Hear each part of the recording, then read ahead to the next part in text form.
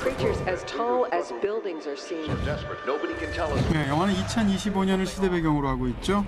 태평양 연안, 그러니까 일본 근처에 있는 태평양 연안의 심해에 거대한 크기의 외계 괴수 카이주가 나타나서 세계 곳곳을 초토화시키기 시작하는 거죠. Initiating launch operations. Gypsy danger. 세계 각국은 인류 최대의 위기에 맞서기 위해 각국을 대표하는 메가톤급 초대형 로봇 예거를 만들어냅니다. Let's go fishing. 신개념 조종 시스템인 드리프트를 장착한 예거 로봇과 이를 조종하는 최정예 파일럿들이 괴물들에게 반격을 시작하면서 사상 초유의 대결이 펼쳐지는데요.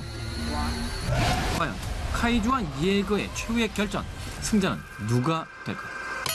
물론 승자는 예거가 되겠죠. 퍼시픽 림입니다. 사실 이 퍼시픽 림에 대해서 우선적으로 짚어봐야 될 것은 바로 그 강력하면서도 엄청난 규모의 스케일이 아닌가 하는 생각이 들어요. 그렇습니다. 네. 로봇의 사이즈가 어마어마합니다.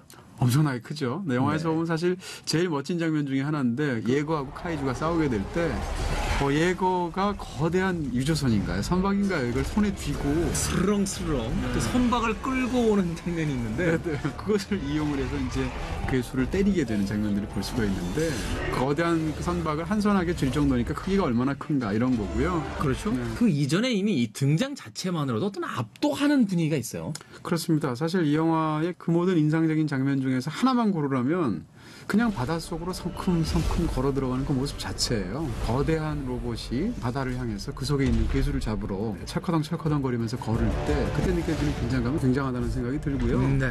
자, 이 로봇이 등장한다는 상황 때문에 어쩔 수 없이 많은 팬들이 가장 먼저 머릿속에 떠올리게 될 영화는 역시 트랜스포머인데. 네네. 두 영화에 굉장히 차이가 있죠. 일단 트랜스포머는 제목 자체에서 암시가 되듯이 로봇 자체에 관심 있는 영화라기보다는 로봇이 변신하는 모습에 관심 있는 영화거든요. 퍼시픽 림은 거기에 비하면 뭐라고 그럴까요? 로봇 자체에 굉장히 관심 있는 전문 용어로 이제 덕후의 영화가 되는 거죠. 네. 네, 그리고 이제 이 영화는 이제 뭐라고 그럴까요? 할리우드 영화에 여태까지 만들어진 블록버스터의 연장선상에 있는 영화가 아닙니다. 예를 들어서 트랜스포머가 만들어졌기 때문에 이 영화라고 볼 수도 있겠지만 기술적으로는 사실은 정신적으로는 이 영화는 철저히 일본의 그 대중문화, 특히 거대 로봇들 나오는 그런 애니메이션이라든지 혹은 괴수들이 나오는 특촬물이라든지 이런 영화들에 훨씬 더 많은 그런 자장들을 갖고 있는 그런 작품이거든요.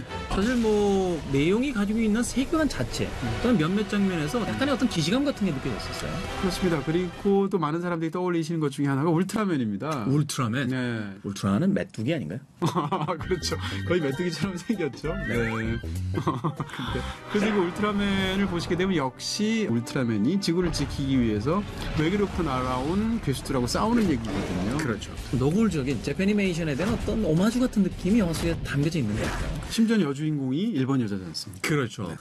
기쿠치 린코가 연기하는 이 마코라는 이 여성이 영화 속에 등장을 합니다. 그래서 기쿠치 린코에 대해서 지금 많은 사람들이 이야기를 하고 있죠. 여주인공이 너무 별로다. 아니다. 일본 애니메이션의 어떤 그런 느낌을 고스란히 살린 캐릭터다. 뭐 등등의 의견들이 굉장히 많던데요. 주인공 캐릭터들의 어떤 강력한 끌림 혹은 뭐 매력 이런 것들이 좀 보였어야 되는데 맞아요. 안 예뻐. 특히 제가 볼 때 서양인 기준이 아니라 동양인 기준에서 볼 때 별로 매력이 없는 여배우인 것 같아요. 철저히 서양 캐스팅 디렉터에서 뽑힌 듯한. It is pretty cool. 역시 원톱이라 하면 이제 찰리 헌넴이 연기하는 롤리라는 캐릭터. 찰리 헌넴이라고 읽어야 될 텐데 이게 영어로 HUNNAM인데 우리말로 읽으면 훈남이에요. 훈남. 네. 그래서 훈남은 맞습니다. 훈남은 맞는데 네.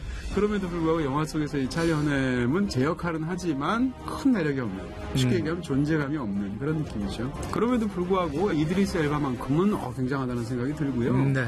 그 사령탑의 역할을 하는 그런 배우들은 그 블록버스터에 언제나 나옵니다. 근데 이드리스 엘바만큼 그렇게 파워풀하고 거기서 폼을 잡는데 제대로 폼이 잡히고 네, 이런 느낌을 주는 배우 드물죠. 그 와중에도 항상 이 수트를 네. 허리선까지 잡으셔.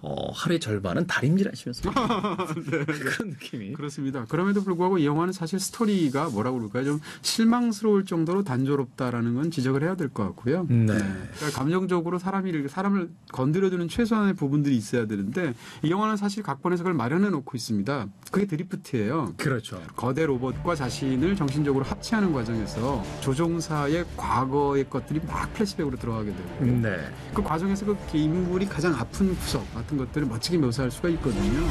영화 속에서 실제로 그게 묘사가 되기는 해요. 근데 이제 그것이 결국은 카이주에 대한 공포 정도로 이제 영화에서 묘사가 되는데 그런 드라마적인 장치를 마련하고도 영화가 최소한의 깊이를 갖고 있지 못하다는 것은 아무리 로건 영화라고 한다 할지라도 좀 실망스러운 값벌이죠. 근데 어쨌건 이 영화의 가장 큰 단점은 이런 드라마적인 단점이 아닙니다. 왜냐하면 이 영화를 보러 가는 사람들이 사실 드라마적인 부분은 접어줄 마음의 태도가 있어요. 오히려 단점은 액션 장면이 펼쳐지는 배경입니다. 항상 세 가지 상황 중에 하나예요.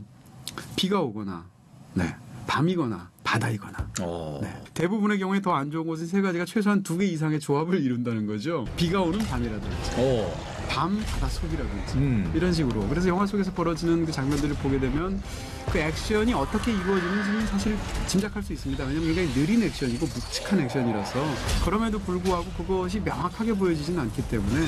근데 또 최근 SF 영화의 추세들 중에 하나가 굉장히 명징한 그런 시각적 이미지로 그것을 대낮에 보여주는 거예요. 대표적인 게 얼마 전에 개봉했던 오블리비언 같은 작품이죠. 그렇죠. 네. 근데 그런 것에 비해서 이 영화는 지나치게 그 환경에 핑계를 대고 보여줘야 할 것을 덜 보여주고 있다는 측면에서 보는 사람 입장에서 좀 감질이 나죠. 그런 어떤 시각적인 효과에 대한 부분도 있고 또는 액션의 어떤 단조로움도 있는 것 같아요. 있죠. 네. 그럼에도 불구하고 액션에 의외로 이 영화가 세기에도 능한 작품이라고 저는 생각을 하는데 아까 그 선박으로 때리는 장면이라든지 혹은 그 엘보 로켓인가요? 네. 네. 엘보 로켓을 뜰 때라든지 혹은 할아버지하고 한 소년이 거리에서 이렇게 동전 탐지를 하고 있다가 갑자기 어마어마한 그 기계음이 들리는 거죠. 쳐다보면 그 거대한 로봇이 바다에 나올 때 관객 입장에서 그건 엄청난 그런 압도감을 느낀다든지 네. 이런 등장법이라든지 이런 것들은 사실 세기에도 능한 이 영화의 표현이라고 할 수 있겠죠. 자, 그렇다면 무려 1억 8천만 달러짜리 프로젝트 이 퍼시픽 립 관 별점과 한 줄 정리는 어떻게 될까요? 이 영화에 대한 제 별점은 3개 반입니다. 3개 반. 와. 거대 로봇이 바다로 성큼성큼 걸어 들어갈 때의 두근거림. 멜로디가 빈약한 헤비메탈. 그러나 묵직하다. 강렬하니까. 네.